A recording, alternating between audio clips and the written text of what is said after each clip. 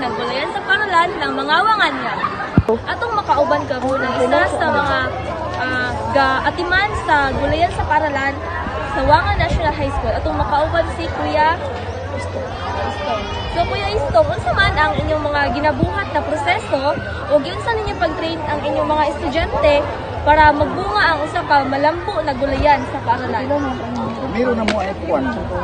Sinulian mi sa mga gulayan, human among gitanong, alagaan ng pagmaayo, gibisbisan, arong naa gyud mi mapupok pagkadako na.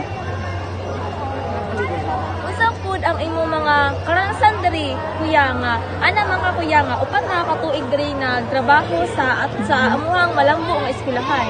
Pwede ba ka mohatag og kanang usa sa mga maayo nimong karanasan diri sa eskwelahan kuya? Oh. Tinuod lang kami, ako upat ko katuig. Bagong pagkataas ka upat ko kay daghan na po nabuhat nga dinhi gulayan. Kuan. Tama na mga along, tantong, upo, uban pa mga gulayon. Mao na nga mong tanong dinhi aron malambo ni Wangan National High School.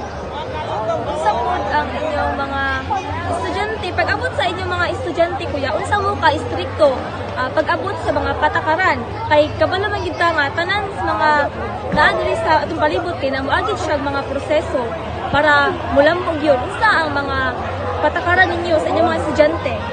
Sama ng mga tanom, maglampisa, ilang ang pinga sa paglampisa aron di maputol ang mga punaan. Na yun ni mabunga, makita kamo ang mga gulayan.